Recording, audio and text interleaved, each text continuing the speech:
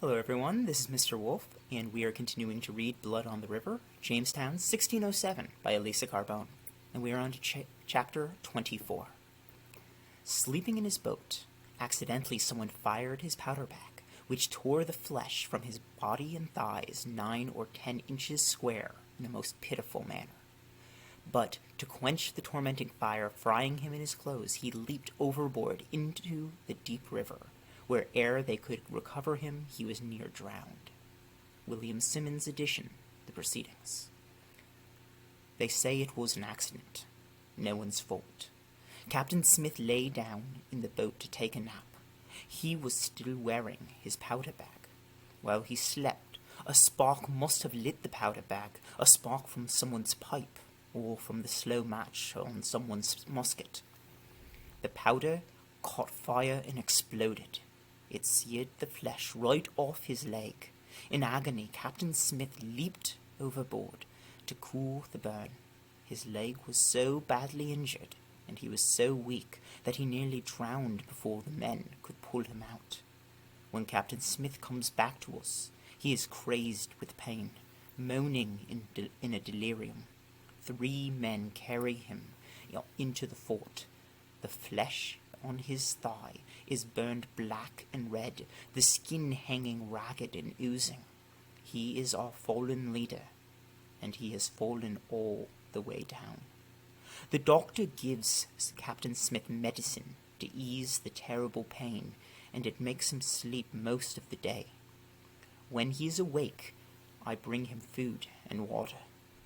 When the doctor changes his bandages, I give Captain Smith the handle of a wooden spoon to bite on, so that he can endure the pain. I am surprised he has not bitten through the wood yet.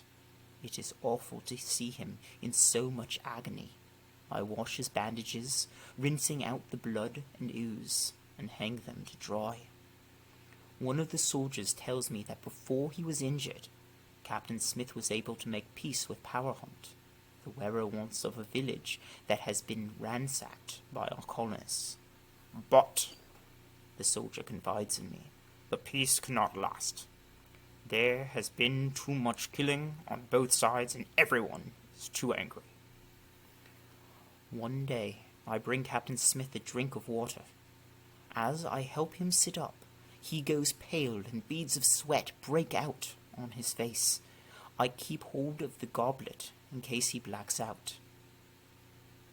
They have cut off my hands and cut out my tongue, he says in a hoarse whisper. I shake my head. I don't know if he is fully awake or in a delirium. I want to tell him he still has his hands and tongue.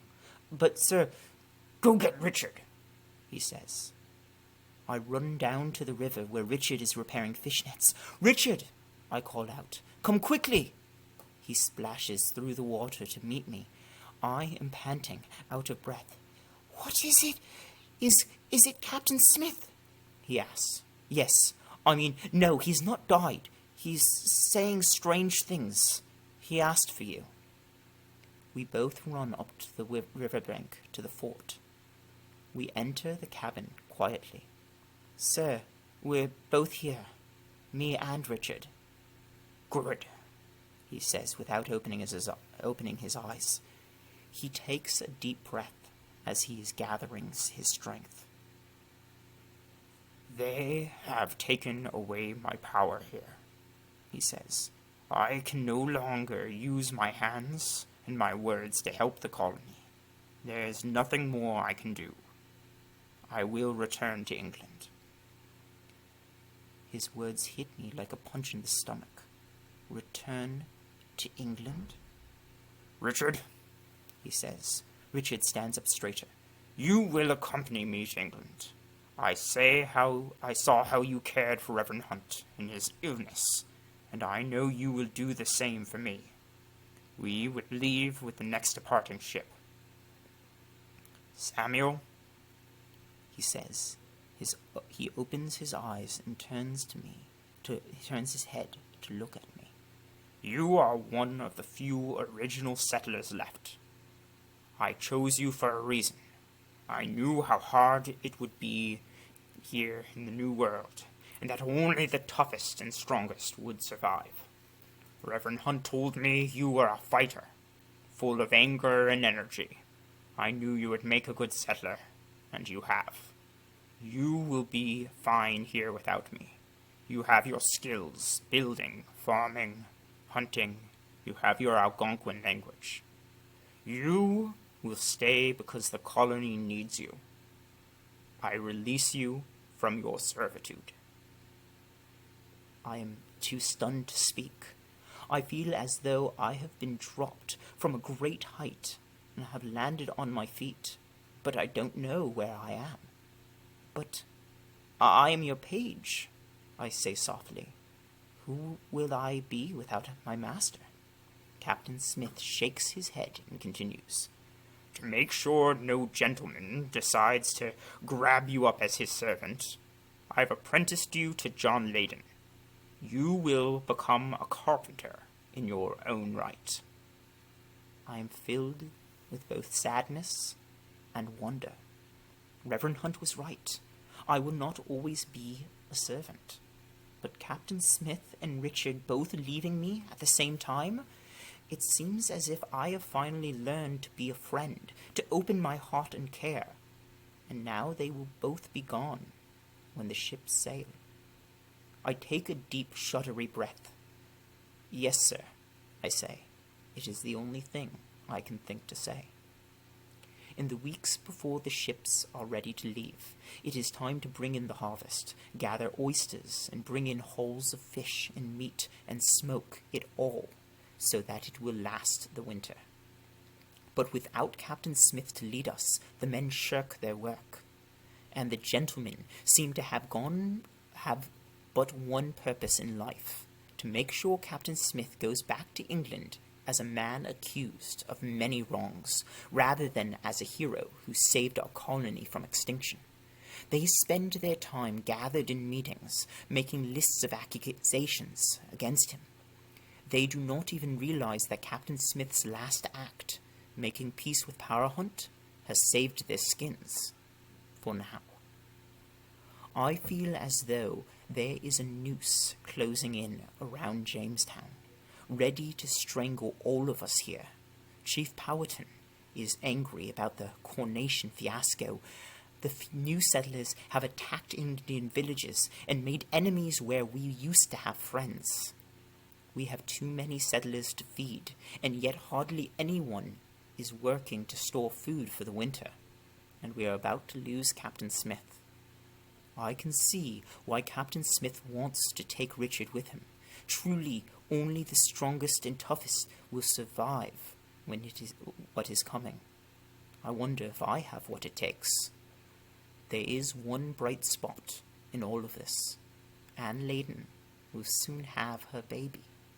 She is very happy to have other women here now, including a midwife, and children to hold and admire as she waits for her own to arrive. It will be the first child born in our colony, and Anne says if it is a girl, they will name her Virginia. I have learned something important from Reverend Hunt. When I lose someone, I should not close my heart to everyone, but should find someone else to fill the empty place. Captain Smith and Richard will soon leave, but I will still have my friends living nearby, Namantek, Kayinta, and Pocahontas, and here in Jamestown, Anne and John Leyden are becoming like my new family, and when their baby arrives, he or she will be like a little brother or sister. Get the midwife! Quickly! Now, quickly! A large woman, barely done tying her apron strings, goes running to the cabin John and Anne Leyden share with two other families. The men and children are ushered out, and we begin the long wait. John Leyden paces, his face a mask of worry. She'll be all right, I tell him, but I know that birthing kills so many women and babies that John has reason to worry. The hours tick by. I go off and chop some wood, then come back and wait with John. We hear screams from the cabin, Anne crying out in the pain of childbirth. Finally, we hear the lusty wail of a newborn baby. John runs to the door of the cabin, pounds on it. "Let me in!" he demands. "You wait," the midwife calls back to him, "and then you can see your baby girl." John laughs and cries at the same time. "It's a girl," he exclaims. "The baby is alive, and it's a girl." Then his face darkens, and he pounds on the door again. "And what of my wife?" he shouts. "Is she well?" "Yes, yes, she was brave and she is well," the midwife announces. John groans with relief. "They're both alive," he says, almost incredulous. "My wife and my baby girl." A few weeks later, I am one of the first people Anne allows to hold baby Virginia. She is so delicate, tiny, so delicate. Her eyes move, looking at the ceiling above me, and she smiles sweetly, as if she is seeing angels. Anne says she's just making faces because she has gas. I offer Virginia my finger. She grasps it and holds tight. As I look at her, I feel sad. I feel the coming doom. How will she survive the hard times that will soon be upon us? Virginia blows bubbles and grasps my finger even tighter. "You must hold on this tightly to life," I whisper to her. That is the end of chapter 24.